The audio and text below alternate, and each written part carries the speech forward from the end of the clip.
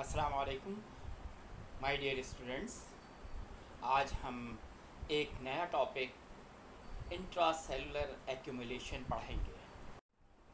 Intra cellular accumulation سے صاف ظاہر ہے کہ سیل کے اندر سبسٹینس کا جمع ہونا. Intra cellular accumulation of abnormal amount of various substances that may be harmless or associated with varying degrees of injury. یعنی انٹراسیلولر ایکومولیشن سے مراد ہے کہ غیر معمولی مقدار میں کسی سبسٹینس کا جمع ہونا. یہ سیل کے لیے ہارملیس یا غیر مضر بھی ہو سکتا ہے اور ہو سکتا ہے کہ یہ سیل کو کسی حد تک نقصان بھی پہنچائے.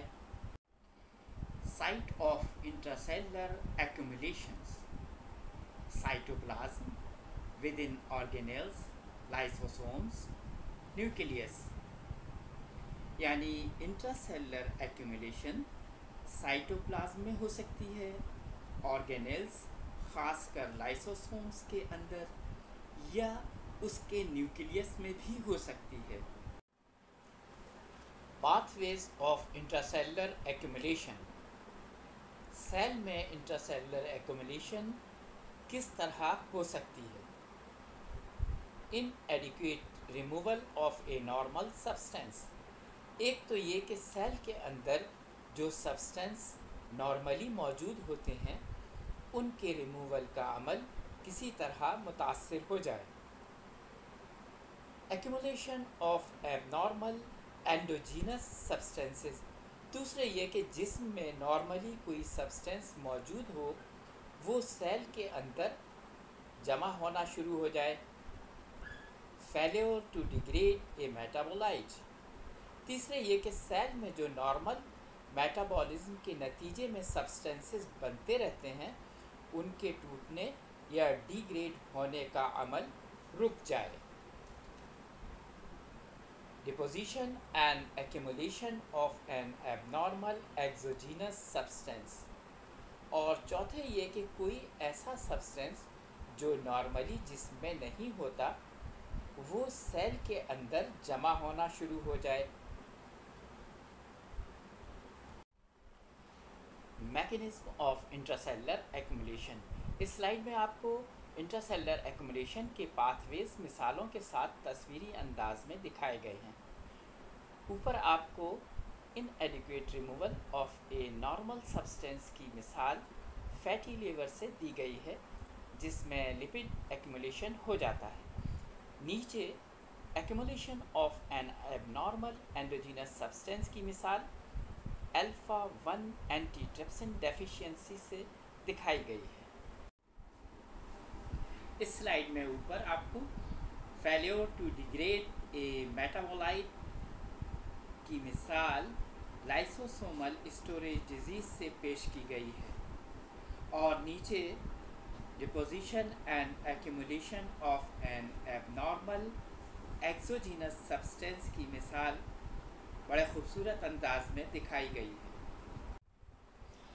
اس سلائیڈ میں اوپر آپ کو فیلیور ٹو ڈیگریڈ اے میٹابولائٹ کی مثال لائسوسومل اسٹوریج ڈیزیز سے پیش کی گئی ہے، اور نیچے deposition and accumulation of an abnormal endogenous substance کی مثال بڑے خوبصورت انداز میں دکھائی گئی ہے.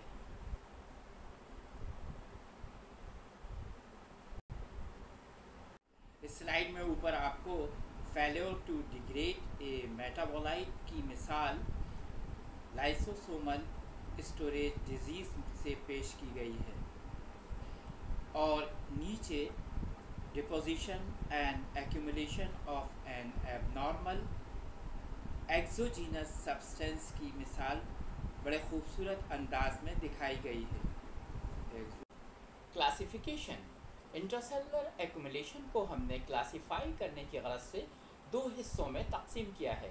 ایک تو وہ سبسٹینس جو سیل میں نارملی موجود ہوتے ہوں لیکن ان کی زیادتی ہو جائے، جیسے واٹر، لپڈس، پروٹینز اور کاربوہائیڈریٹ. دوسری کیٹیگری میں وہ سبسٹینس آتے ہیں جو نارملی سیل میں موجود نہیں ہوتے، جن میں ہائلائن چینج اور دیگر پگمنٹس شامل ہیں۔ کلاسیفیکیشن: انٹراسیلولر ایکومولیشن کو ہم نے کلاسیفائی کرنے کی غرض سے دو حصوں میں تقسیم کیا ہے۔ ایک تو وہ سبسٹینس جو سیل میں نارملی موجود ہوتے ہوں لیکن ان کی زیادتی ہو جائے، جیسے واٹر، لپڈس، پروٹینز اور کاربوہائیڈریٹ۔ دوسری کیٹیگری میں وہ سبسٹینس آتے ہیں جو نارملی سیل میں موجود نہیں ہوتے، جن میں ہائلائن چین پگمنٹس شامل ہیں۔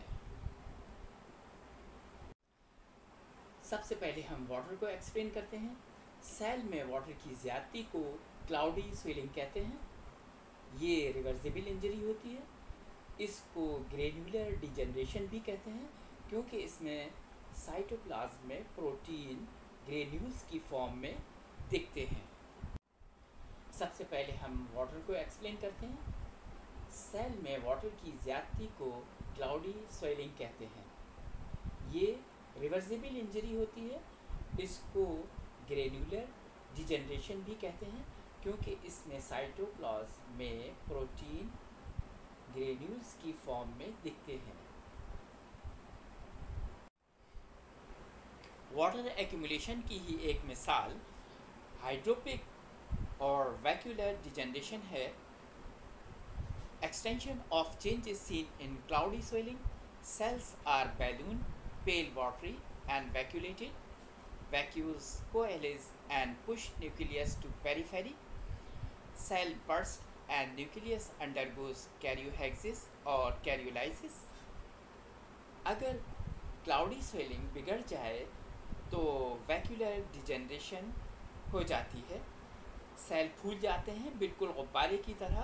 اسٹیننگ لائٹ ہو جاتی ہے، جیسے کسی چیز کے رنگ میں پانی ملا دیا گیا ہو، جس کی وجہ سے ہلکا ہو جاتا ہے، اور سیل میں چھوٹے چھوٹے ویکیول بن جاتے ہیں۔ یہ چھوٹے چھوٹے ویکیول مل کر ایک بڑا ویکیول بنا دیتے ہیں جو پورے سیل کو گھیر لیتا ہے، جو کہ نیوکلیس تک کو کنارے کر دیتا ہے۔ پھر انتہا یہ ہوتی ہے کہ سیل کی برداشت کی حد ختم ہو جاتی ہے اور سیل پھٹ پڑتا ہے اور اس کا نیوکلیس کیریوہیکسس یا کیریولائسس کے ذریعے ختم ہو جاتا ہے۔ واٹر ایکومولیشن کی ہی ایک مثال ہائیڈروپک اور ویکیولر ڈیجنریشن ہے۔ اگر کلاؤڈی سویلنگ میں خرابی ہو جائے یا بگڑ جائے تو ویکیولر ڈیجنریشن ہوتی ہے۔ سیل پھول جاتے ہیں بالکل غبارے کی طرح۔ اسٹیننگ لائٹ ہو جاتی ہے، جیسے کسی چیز کا رنگ پانی میں مکس ہونے کی وجہ سے ہلکا ہو جاتا ہے، اور سیل میں چھوٹے چھوٹے ویکیول بن جاتے ہیں۔ یہ چھوٹے چھوٹے ویکیول مل کر ایک بڑا ویکیول بنا دیتے ہیں جو پورے سیل کو گھیر لیتا ہے، جو کہ نیوکلیس تک کو کنارے پر کر دیتا ہے۔ پھر انتہا یہ ہوتی ہے کہ سیل کی برداشت کی حد ختم ہو جاتی ہے اور سیل پھٹ پڑتا ہے اور اس کا نیوکلیس کیریوہیکسس یا کیریولائسس کے ذریعے ختم ہو جاتا ہے۔ واٹر ایکومولیشن کی ہی ایک مثال ہائیڈروپک اور ویکیولر ڈیجنریشن ہے۔ Extension of changes seen in cloudy swelling. Cells are balloon, pale watery and vacuolated. Vacuoles coalesce and push nucleus to periphery. Cell bursts and nucleus undergoes karyohexis or karyolysis. اگر cloudy swelling بگڑ جائے تو ویکیولر degeneration ہو جاتی ہے۔ Cell پھول جاتے ہیں بالکل غبارے کی طرح۔ اسٹیننگ لائٹ ہو جاتی ہے، جس کی وجہ سے رنگ پانی مکس ہونے کی وجہ سے ہلکا ہو جاتا ہے، اور سیل میں چھوٹے چھوٹے ویکیول بن جاتے ہیں۔ یہ چھوٹے چھوٹے ویکیول مل کر ایک بڑا ویکیول بنا دیتے ہیں جو پورے سیل کو گھیر لیتے ہیں، جو کہ نیوکلیس تک کو کنارے پر کر دیتا ہے۔ پھر انتہا یہ ہوتی ہے کہ سیل کی برداشت کی حد ختم ہو جاتی ہے اور سیل پھٹ پڑتا ہے اور اس کا نیوکلیس کیریوہیکسس یا کیریولائسس کے ذریعے ختم ہو جاتا ہے۔ اس سلائیڈ میں ہم ہائیڈروپک ڈیجنریشن کے فیچرز واضح طور پر دیکھ سکتے ہیں۔ واٹر فلڈ ویکیول نے پورے سیل کو گھیر رکھا ہے اور اس کا نیوکلیس بھی کنارے پر آ گیا ہے۔ اس سلائیڈ میں ہم ہائیڈروپک ڈیجنریشن کے فیچرز واضح طور پر دیکھ سکتے ہیں۔ واٹر فلڈ ویکیول نے پورے سیل کو گھیر رکھا ہے اور اس کا نیوکلیس بھی کنارے پر ہے۔ Thank you my dear student. 2-3 روز سے طبیعت ناساز ہونے کی بنا پر آج ذرا تاخیر ہوئی، جس کی معذرت چاہتا ہوں۔ بہرحال آپ سب کو رمضان شریف بہت بہت مبارک۔ اللہ حافظ۔ Thank you my dear student. آج کچھ طبیعت ناساز ہونے کی وجہ سے تھوڑی تاخیر ہوئی، اس کی معذرت چاہتا ہوں۔ اللہ حافظ۔